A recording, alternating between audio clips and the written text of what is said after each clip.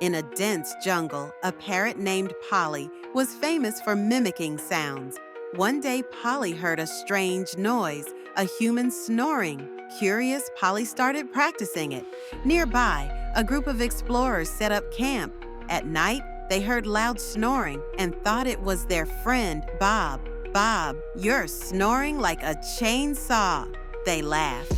Bob, confused, replied, "I wasn't even asleep." The explorers realized it was Polly, the parrot, mimicking Bob's snore.